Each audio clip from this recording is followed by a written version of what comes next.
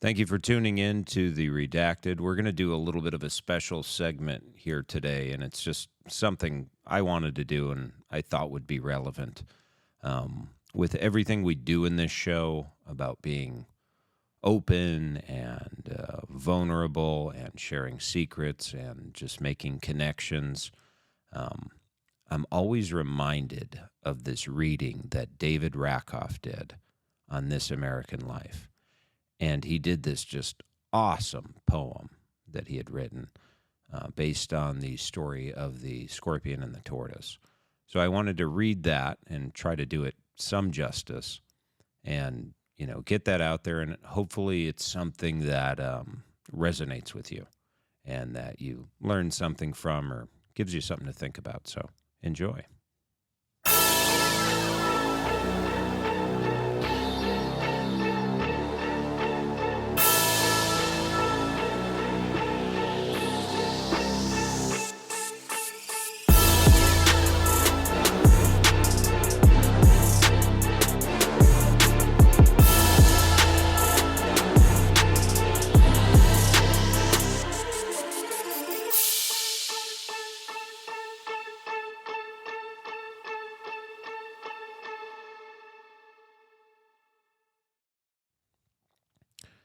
Nathan, at one of the outlying tables, his feet tangled up in the disc jockey's cables, surveyed the room unseen as a ghost while he mulled over what he might say for his toast.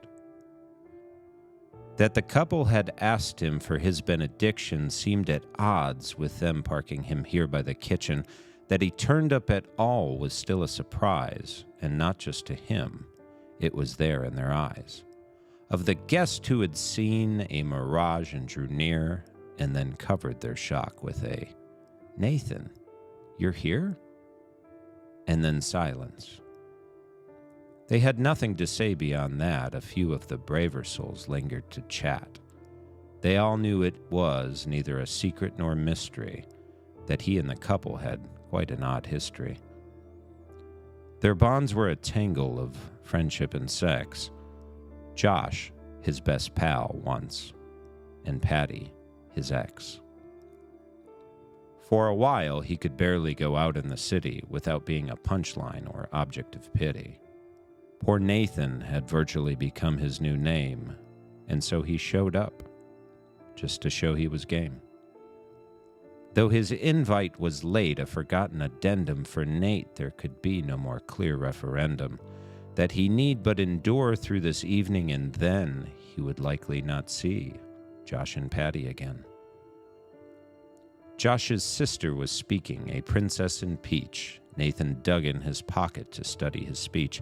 He poured over Bartlett's 4 couplets to filch. He stayed up until 3 and still came up with zilch. Except for the instructions he'd underscored twice, just 2 words in length, and those words were, "Be nice."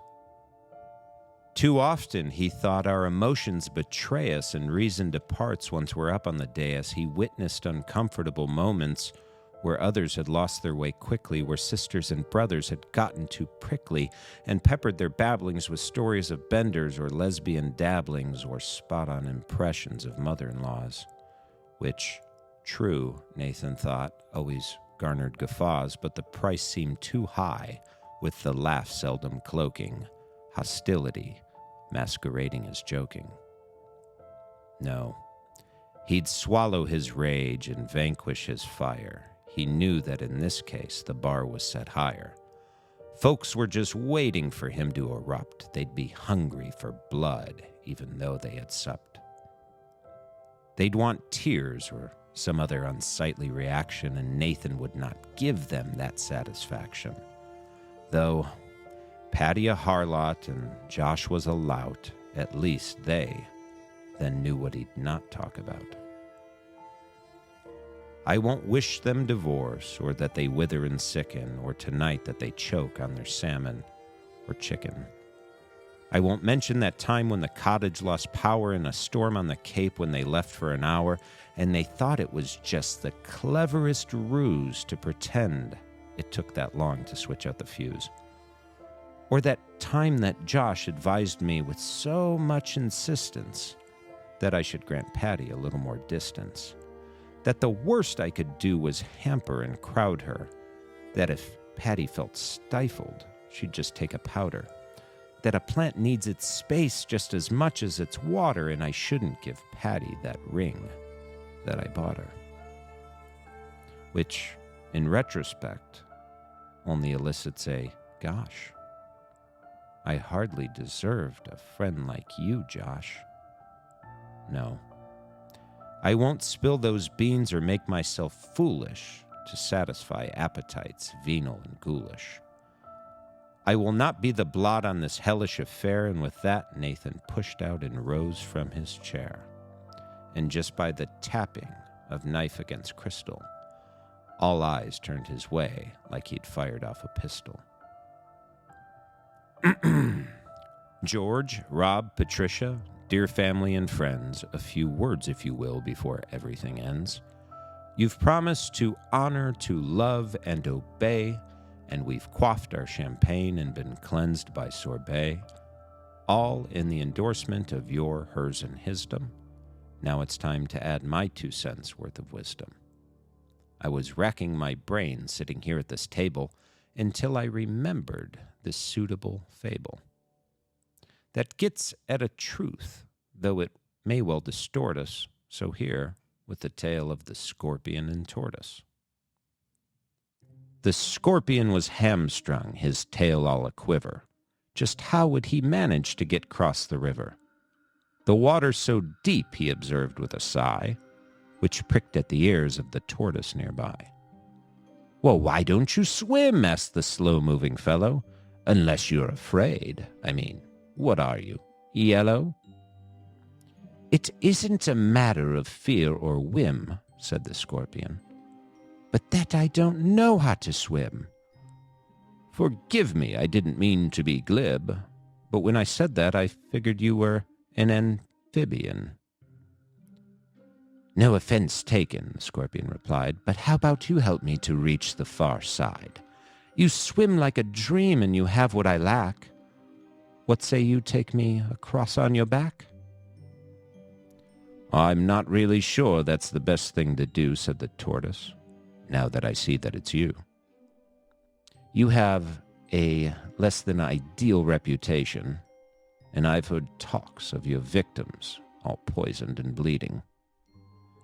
You're the scorpion, and, well, how can I say this, but I just don't feel safe with you riding my shell. The scorpion replied, What would killing you prove? We'd both drown, so tell me, how would that behoove me to basically die at my very own hand when all I desire is to be on dry land? The tortoise considered the scorpion's defense, but when he gave it some thought, it made perfect sense. The niggling voice inside his mind he ignored as he swam to the bank and called, Climb aboard. But just a few moments from when they set sail, the scorpion lashed out with its venomous tail. The tortoise, too late, understood that he'd blundered when he felt his flesh stabbed and his carapace sundered. As he fought for his life, he said, Tell me why you have done this, for now we will both surely die. I don't know, cried the scorpion. You never should trust a creature like me, because poison I must. I'd claim some remorse or at least some compunction, but I just can't help it. My form is my function. You thought I'd behave like my cousin the crab, but unlike him, it's but my nature to stab. The tortoise expired with one final quiver, and then both of them sank, swallowed up by the river. The tortoise was wrong to ignore all of his doubts, because in the end, friends, our natures will out. Nathan paused, cleared his throat, took a sip of his drink. He needed these extra few seconds to think. The room had gone frosty, the tension was growing. Folks wondered precisely where Nathan was going. The prospect of skirting fiasco seemed dim, but what he said next surprised even him. So, What can we learn from their watery ends? Is there some lesson on how to be friends? I think what it means is central to living a life that is good is a life that's forgiving. We're creatures of contact. Regardless of whether we kiss or wound, still, we must come together. And though it may spell destruction, we still ask for more since it beats staying dry, but so lonely on shore. So we make ourselves open while knowing full well it's essentially saying, please, come pierce my shell. Silence doesn't paint the depth of quiet in that room. No clinking stemware toasting of the bride and groom. You could have heard a pedal hit the floor. And in that silence, Nathan turned and walked out the door. Such a great piece. I love reading that. I love the whole story, and I hope you've enjoyed it as well and taken something away from it. Thanks for watching. Thanks for listening.